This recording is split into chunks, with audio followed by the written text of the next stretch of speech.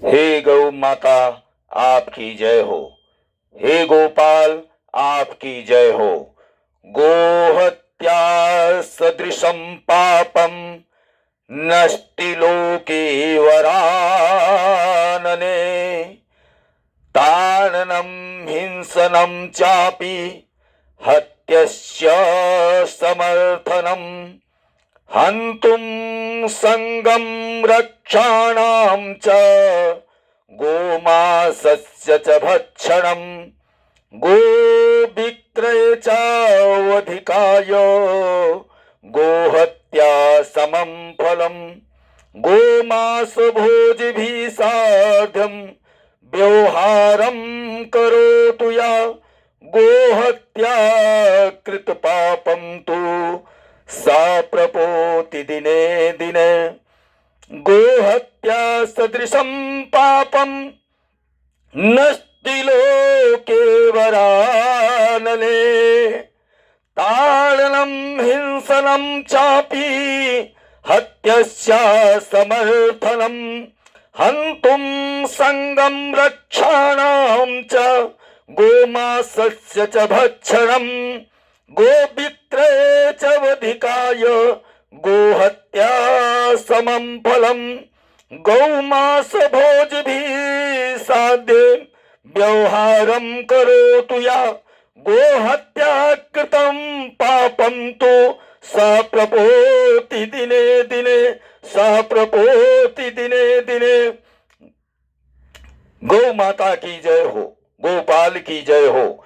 गो हत्यारे का स्पर्श हो जाने पर सचैल वस्त्रों सहित स्नान करना चाहिए और उस पाप की शांति के लिए गो गायत्री मंत्र का अष्टोत्तर शत जप नाम करना चाहिए अथवा संभावित गो हत्यारे को उपदेश देकर गो हत्या से निवृत्त कर देना चाहिए। ऐसा करने पर गो हत्यारे के स्पर्श जन्य दोष का समन हो जाता है।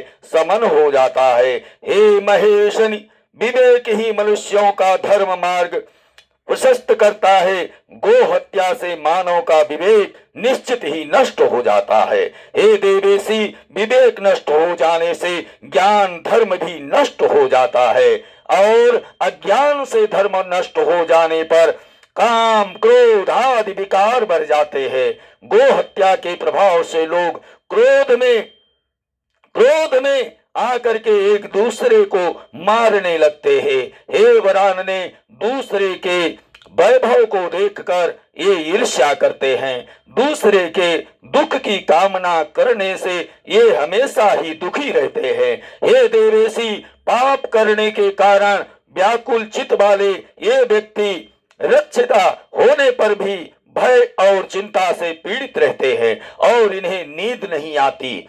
कुबेर के समान धन प्राप्त कर लेने पर भी इन्हें सुख प्राप्त नहीं होता। यह निश्चित बात है कि गो मांस का भक्षण करने वाले लोग, दूसरे का धन हरण करने वाले, दूसरे की स्त्री में अनुरक्त तथा दूसरों को पीड़ा पहुंचाने वाले होते हैं।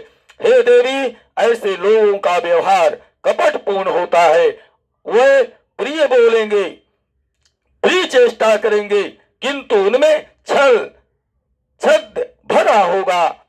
गो मांस भक्षी श्रद्ध मर्म की निंदा करने वाले होते हैं। ऐसे लोग विभिन्न प्रकार के दुख भोगते हुए मरने पर पाप योनियों में जाकर शुगर की योनि, विष्ठा के कृमि या कीड़े मकोड़े बनते हैं और रोवर आदि नरकों के भागी बनते हैं। श्री पार्वती जी ने पुनः कहा, हे देव, बहुत सी गायें सदा क्रोध में रहती हैं, खुरों और सींगों से मनुष्यों को मारती रहती है, फिर उनके साथ कैसा व्यवहार करना चाहिए, इसे आप बतलाने की कृपा करें। महादेव जी बोले, हे महाभागे, इस समय तुमने बहुत ही अच्छी बात पूछी है। निसंदेह या परम रहस्य एवं आश्चर्य की बात है। इसे मैं कहूंगा, सुनो। हे परमेश्वरी, तुम ही एक निराकार निर्गुण रूप हो।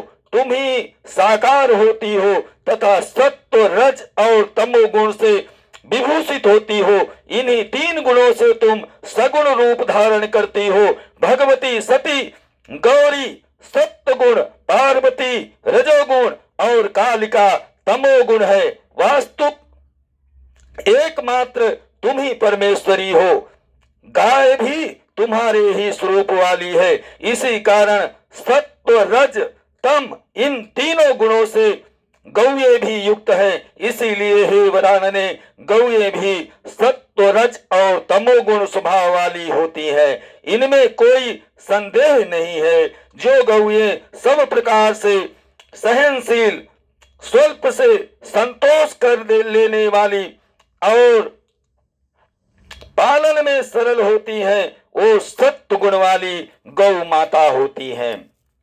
जो माननी स्वाद भोजन पसंद करने वाली, विनय से बस में होने वाली और क्षण मात्र में क्रोधित तथा प्रसन्न होती है, वह रजोगुण वाली होती है। जो सदा क्रुद्ध रहती है, दुष्टों का संहार करने के लिए सदा तत्पर रहती है, पालन में कष्ट साध्य होती है, वह तमोगुण वाली महान काली स्वरूपा ही होती है। परंतु सच्चे गोभक्तों को कहीं भी भय नहीं होता। पाप करने वालों को ही भय होता है, अन्यथा भय नहीं होता। भक्ति पूर्वक गो पूजन करने तथा गो गायत्री का जप करने से क्रम से सभी पाप नष्ट हो जाते हैं। हे देवी, पाप नष्ट हो जाने से फिर भय उत्पन्न नहीं होता। गौए बस में हो जाती हैं तथा सभी प्रकार के प्रसन्न हो जाती हैं।